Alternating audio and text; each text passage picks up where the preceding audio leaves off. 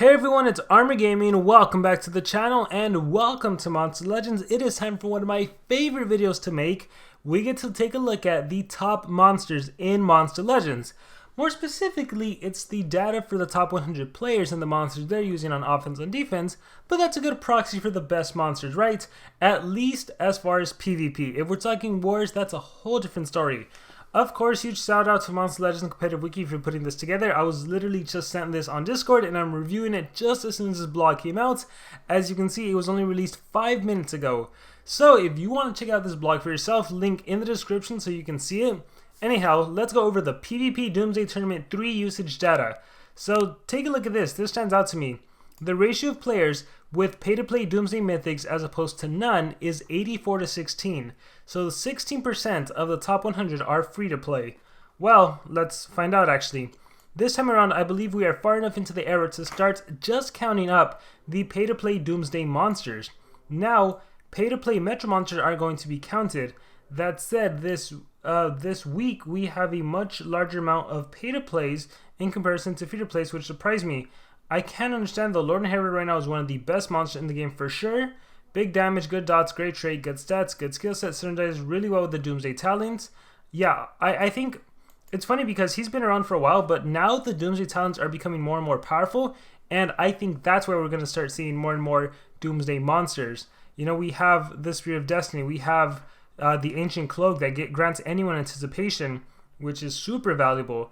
We have 7 Sins as well, so really good talents in the game. So having a permanent immune to torture is going to be powerful moving forward. Yeah, he does have a great skill, so he can remove positive effects and attack. Definitely a great monster. Let's see, where are we? Jaeger, I've noticed, has also started getting some traction around the top 10 players. Very nice, when paired with Slumster and Algata. So it looks like it's just triple damage instant kill. That'd be my guess, because I think... I love saying this. Most of the time when you look at enemies, there's one main threat. If you eliminate that main threat, you're good to go.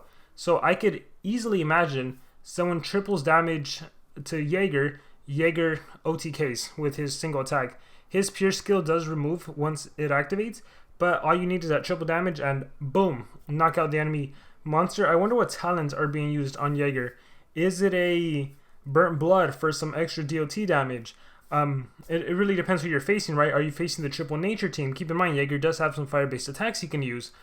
So yeah, because imagine if it's Lumster, Poseidon, yeah, like you have a fire base that helps you out. But let's see. Basically, there are some really good pay-to-play monsters out there right now. I wonder what the future of pay-to-plays and free-to-plays will hold for the rest of the era. Yeah, Teddy Bomb is probably the most popular free-to-play monster, and I imagine he has heavy usage. We're going to get Raris, which I imagine is also going to be pretty good.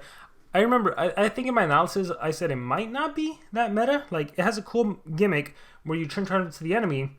So, if Pango is still popular, you can just Ancient Cloak anyone you want. Imagine a 3-strength Jaeger. 3-strength Jaeger, Ancient Cloak, Raris, turn transfers into the enemy Pango. Okay, enemy Pango gets an extra turn, but then your Jaeger gets an extra turn.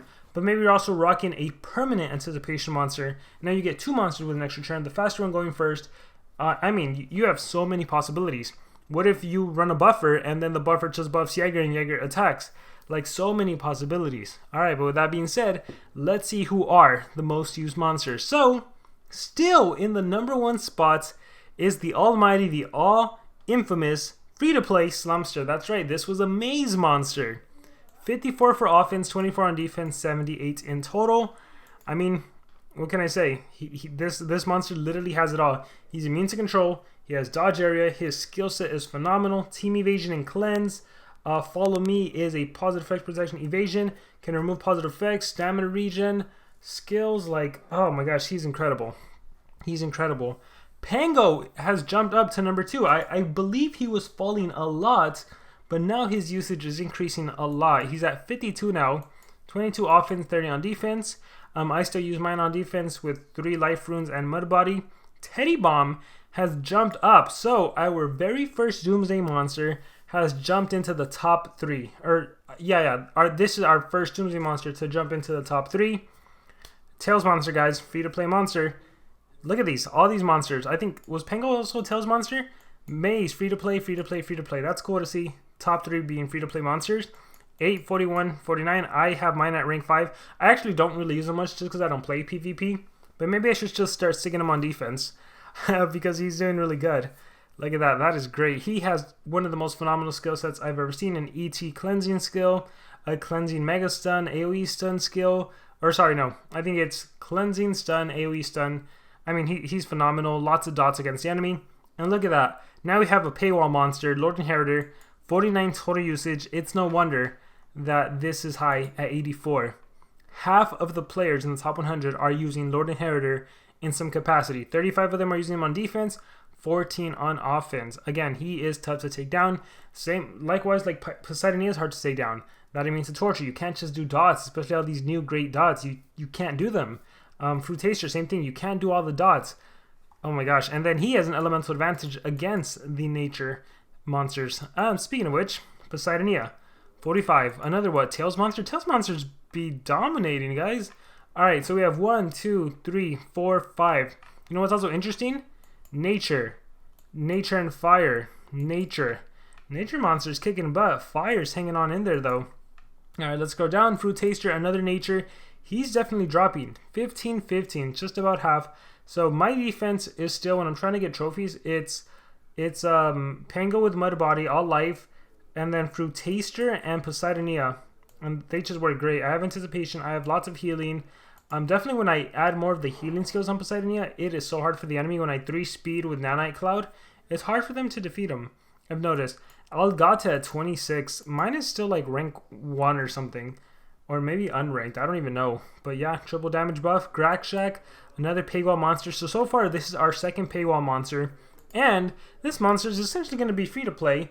I believe it's going to be available in breeding events. By the time you guys see this video, I think a breeding event for Grakshak already passed.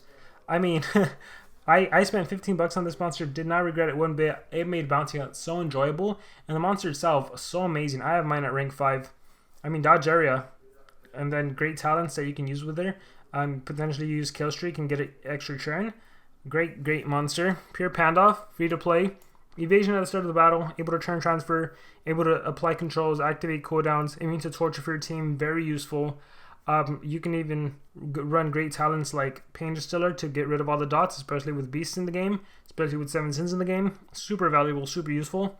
Spec is still being used mostly on offense. You have access to Pierce, Maramotis, Taunt, and Mega Taunt. So really good monster to synergize with the Slumsters, synergize with the Algatas, any dodge area monster works really well. Oh, that's right, Jaeger also has dodge area. I don't know if I mentioned that early on when we were talking about the high usage of Jaeger. That's why he'd be partnered up with like Slumsters and Algata. Let's see what else we have. Maramotis. Oh wait, was it Maramotis?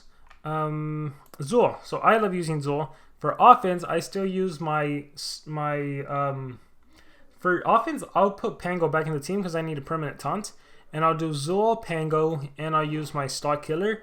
Funny enough, even when I battle Poseidonia, I figured out how to counter her because she always does the same rotation of skills. She'll do Rotten Anchor, and then she'll do her AoE Mediterranean Lung. So typically I'll buff my attacker, and it'll do Rotten Anchor. And then I'll buff my attacker again, and then it'll do Mediterranean. And then I will apply the evasion, and then I'll end with doing the team random positive effect. So that always works really well. Shell Long, mostly for offense. Ryclops, mostly for defense. Probably running Snitch Brand. It always starts off with cleansing positive effects, and then Snitch Brand, so easy OTK. Let's see, we have Syntheris because of the taunts mechanic. Clutch because of the taunts mechanic. Garnixel, Mega Taunt Monster, Status Caster. Dark Volt on defense, that is interesting. 8 on defense. I would imagine it's because of taunt dodge area, but I mean you can't really utilize ET. Yeah, that one's interesting to me. I feel like anticipation is too prevalent even for offensive purposes. Yeah, that one's interesting. Lord Nabotis, that one makes sense to me. He's still a very powerful monster. The talents are still powerful. You can give him Mud Body, you can give him Soul Drag. He can pack a punch. He has spawnable skill, so he's pretty good still. Jaeger at 617. I'm really curious to see where he is at the end of the season. I'm excited for that. This guy, he has what? Taunt. He also has like a percentage skill that can be used against the enemy. Tertullian Taunt. Are you guys noticing a theme here?